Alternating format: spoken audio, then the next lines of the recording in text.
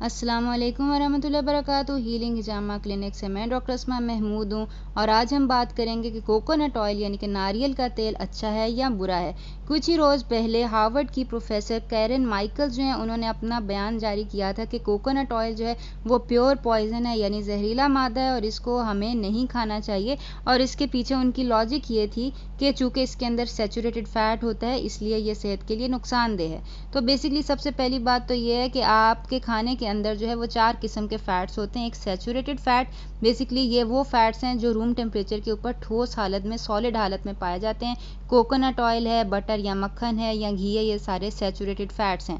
इसके अलावा mono unsaturated या पॉली अनसैचुरेटेड फ़ैट्स हैं जो कि बेसिकली लिक्विड फॉर्म के अंदर आपके पास होते हैं, जैसे कि ऑलिव ऑयल है या कनोला ऑयल वगैरह हैं। इसके अलावा चौथी किस्म जो है वो ट्रांस फैट्स की है। ट्रांस फैट सेहत के लिए सख्त नुकसानदेह हैं। इसके ऊपर सब मुत्तफिक हैं क्योंकि उसके अंदर हाइड्रोजन जो होता है वो ऐड किया जाता है और हाइड्रोजनेटेड ऑयल जो होते हैं वो सेहत के लिए नुकसानदेह होते हैं। तो सबसे पहली बात तो ये है कि कोकोनट ऑयल या सैचुरेटेड फ़ैट्स के बारे में ये जो बदगुमानी है कि ये सेहत के लिए नुकसानदेह हैं, ये कोई पहली दफ़ा नहीं है। अभी पिछले साल 2017 में AHA अमेरिकन हार्ट एसोसिएशन ने अपनी गाइडलाइन इशू की थी कि कोकोनट ऑयल जो है वो हेल्दी नहीं है और इसको नहीं खाना चाहिए।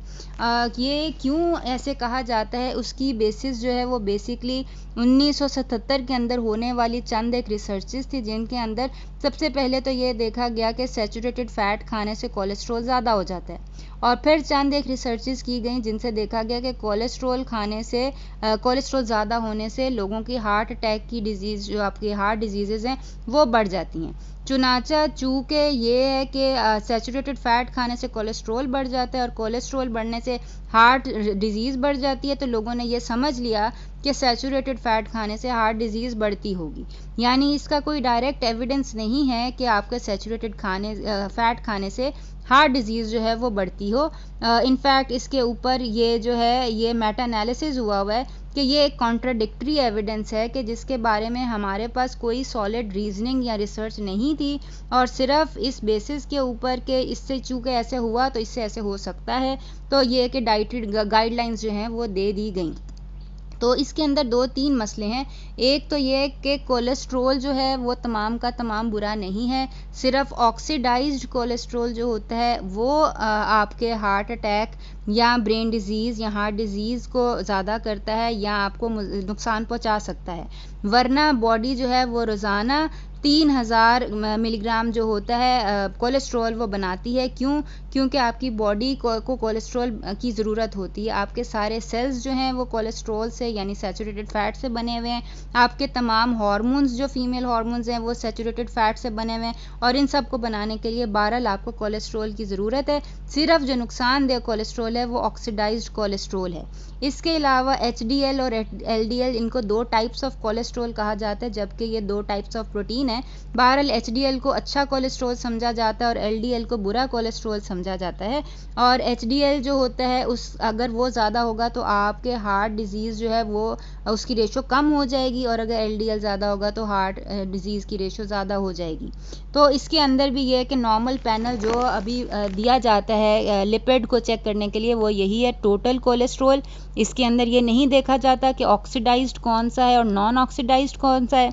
दूसरे नंबर के ऊपर HDL कोलेस्ट्रॉल जो कि असल में एक प्रोटीन है लेकिन उसको अच्छा गुड कोलेस्ट्रॉल कहा जाता है, वो देखा जाता है। LDL यानी कि लो डेंसिटी लिपोप्रोटीन जिसको बुरा कोलेस्ट्रॉल समझा जाता है वो देखा जाता है। इवन इसके अंदर इस सारी आपकी जो प्रोफाइल है इसके अंदर से अगर किसी चीज़ की बाकायदा एसोसिएशन है हार्ट डिजीज़ के साथ तो वो ट्राइग्लिसराइड्स की है।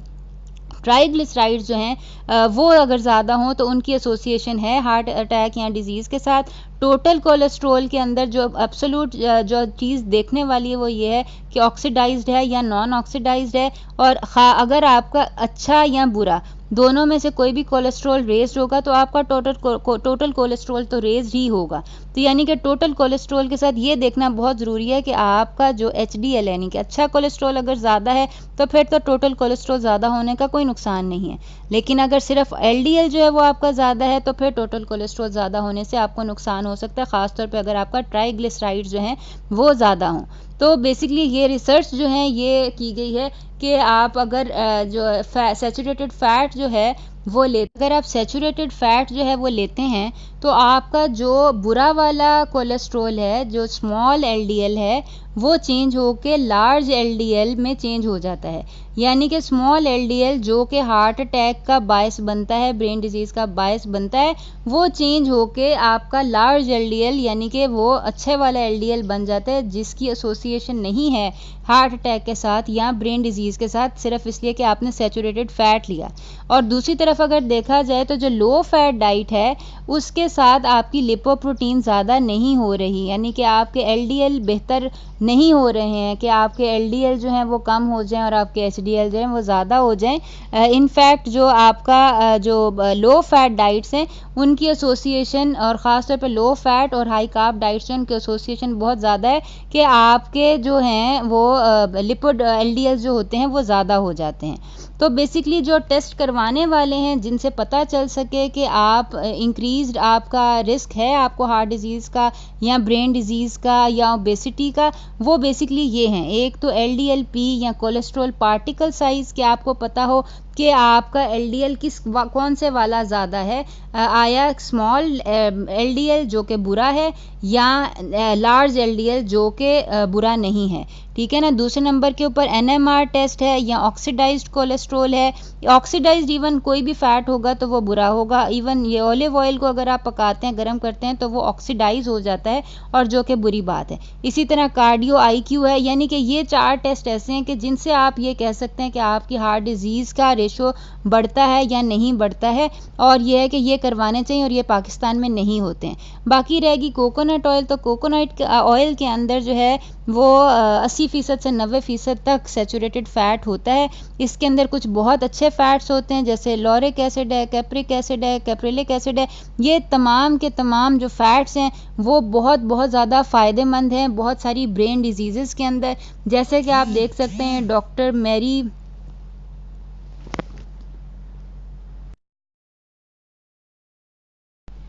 ये डॉक्टर मैरी न्यूपोर्ट हैं, जिन्होंने अल्जाइमर्स जो है वो ट्रीट किया अपने हस्बैंड का कोकोनट ऑयल दे के। 7 टेबलस्पून पर डे जो है वो उन्होंने अपने हस्बैंड को दिया, जिससे उनके हस्बैंड का अल्जाइमर जो है, जो कि एक ब्रेन डिजीज़ है, वो रिवर्स हो गई। अगर आप चाहें तो इंटरनेट के ऊपर आप देख सकते हैं कि उन्होंने ये कैसे किया। इसी तरह डॉक्टर मार्क हाइमन है, इन्होंने ये किताब लिखी है ईट फैट गेट थिन, कि अगर आप हेल्दी फैट्स, सैचुरेटेड फैट्स ले रहे हैं तो फिर यह है कि आपको मोटापा नहीं होगा, और आपके ये जो हार्ट डिजीज़ है या ब्रेन डिजीज़ का रेशो जो है ये नहीं बढ़ेगा। और ये जो है ये आप इंशाल्लाह किताब ज़रूर पढ़ें, इसके अंदर बहुत बहुत फ़ायदे की चीज़ें जो हैं वो मौजूद हैं। इसके अलावा अगर देखा जाए तो वो जगह जहाँ पर कल्चरली सैचुरेटेड फैट जो है वो लिया जाता है, जैसे कि हमारे बरसगीर पाको हिंद के अंदर जो देसी घी है या मक्खन है, ये पिछले सालों के अंदर जो है, पिछली सदी के अंदर समझा जाता था कि देसी घी में पकने वाला खाना बहुत अच्छा है, जब तक ये जो है 20वीं सदी का जो ये है ये ख्यालात नहीं आए। उससे पहले देसी घी में पकाया जाता था, खाया जाता था, और उस वक़्त ओबेसिटी यानी मोटापे का इंसिडेंस बहुत कम था, हार्ट डिजीज़ का रेशो थी बहुत कम थी, इसी तरह ब्रेन डिजीज़ की या फालिज की रेशो जी बहुत कम थी। इसी तरह आजकल के ज़माने में अगर आप देखें तो पैसिफिक आइलैंड जैसे फ़िजी वगैरह है या श्रीलंका है या साउथ इंडिया वगैरह, वहाँ पर कोकोनट ऑयल जो है वो आम खाने में इस्तेमाल किया जाता है। यहाँ तक कि उनका 60% जो हिस्सा है खाने का वो कोकोनट ऑयल के ऊपर या सैचुरेटेड फैट के ऊपर मुश्तमिल होता है, और उनके यहाँ हार्ट डिजीज़ और ब्रेन डिजीज़ जो है और ओबेसिटी, मोटापा जो है, वो तमाम दुनिया की निस्बत जो है वो बहुत कम है। तो बेसिकली आपका सिर्फ कोलेस्ट्रोल जो है वो मैटर नहीं करता। एक तो ये है कि आपका सैचुरेटेड फैट कौन सा है, हेल्दी है कि नहीं है। दूसरा आपका टोटल कोलेस्ट्रोल और टू एचडीएल रेशो जो होता है वो मेजर करनी होती है, और वो मैटर करती है।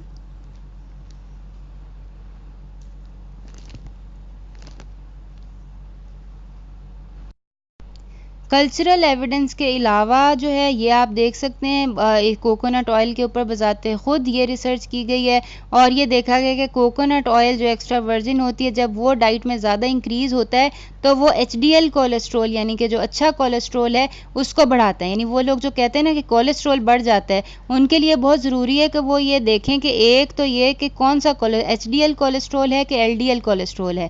तो एचडीएल कोलेस्ट्रॉल बढ़ने का तो फ़ायदा है, उसमें तो नुकसान नहीं है। दूसरे नंबर के ऊपर वेस्ट सरकमफ्रेंस यानी कि कमर का साइज जो होता है वो रिड्यूस हो जाता है, और इसी तरह कोरोनरी आर्टरी डिजीज़ यानी हाँ जो दिल की बीमारियां हैं वो कम हो जाती हैं। ये तमाम के तमाम फ़ायदे कोकोनट ऑयल खाने से होते हैं।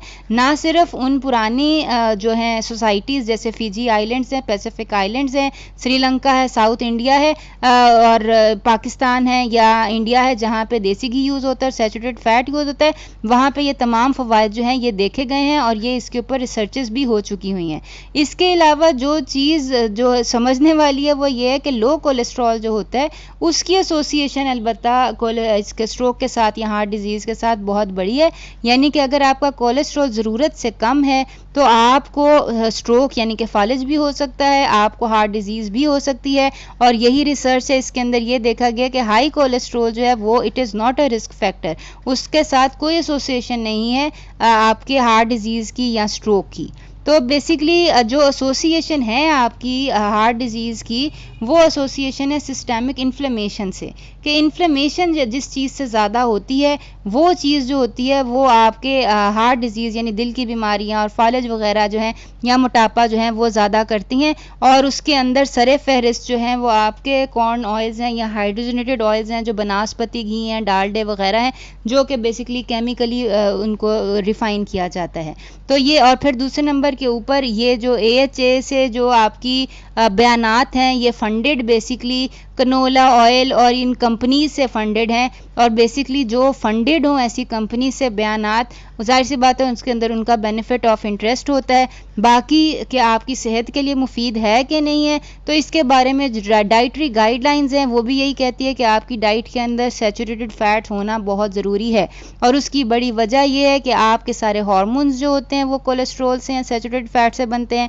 आपके बॉडी का हर सेल जो है वो 80% जो है वो कोलेस्ट्रॉल से या फैट से बनता है। तो ये है कि ये आपकी एसोसिएशन जो है आपकी रिसर्चेस जो हैं या आपकी जो डाइट रिकमेंडेशंस हैं वो अगर ऑयल की कंपनी से फंडेड नहीं है, अगर वो अनबायस्ड हैं, तो वो यही कहती हैं कि आपकी डाइट के अंदर सैचुरेटेड फैट होना ज़रूरी है, और अगर नहीं है तो वो आपकी हार्ट हेल्थ के लिए नुकसानदेह हो सकता है। इनफैक्ट जो आपको प्रॉब्लम करता है वो ये करता है कि अगर आप रिफाइंड कार्ब्स ले रहे हैं यानी कि चीनी या आटा है या मैदा है, ये रिफाइंड कार्ब्स हैं, अगर ये होंगे तो फिर आपकी जो होगी आर्टरीज़ के अंदर इन्फ्लेमेशन होगी और इंसुलिन जो है वो ज़्यादा होगी, और उसकी वजह से आपका हार्ट अटैक या आपका जो ब्रेन का या फालिज का जो इंसिडेंस है वो बढ़ता है। अगर आप रिफाइंड कार्ब्स यानी कि चीनी या मैदा नहीं ले रहे हैं तो फिर आपका जो सैचुरेटेड फैट्स हैं या ओमेगा 3 फैटी एसिड्स हैं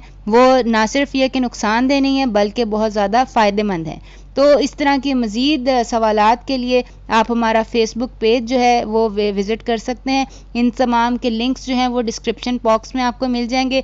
ये पबमेड की तमाम स्टडीज़ जो हैं उनके लिंक्स भी इंशाल्लाह आपको डिस्क्रिप्शन बॉक्स में मिल जाएंगे। अगर आप चाहें तो हमें क्लिनिक में विज़िट कर लें या दिए गए नंबर पर आप हमें कॉल कर लें। तो बाकी कहने की बात यह है कि सैचुरेटेड फैट से डरने की ज़रूरत नहीं है। इनफैक्ट सैचुरेटेड फैट ना खाने से बहुत बीमारियां होती हैं, ब्रेन की डिजीज़ेज़, हार्ट की डिजीज़ेज़। सैचुरेटेड फैट खाएं लेकिन ये देख के खाएं वो अच्छे सोर्स के हों, ऑथेंटिक हों, और ये है कि वो इंशाल्लाह आपको सेहत दें और आपको सेहतमंद रखें। तो अगर मज़ीद कोई सवालात हों तो वो आप कमेंट बॉक्स में हमसे पूछ सकते हैं। अल्लाह ताला आपका हामी और नासिर। अस्सलामु अलैकुम व रहमतुल्लाहि व बरकातुहू।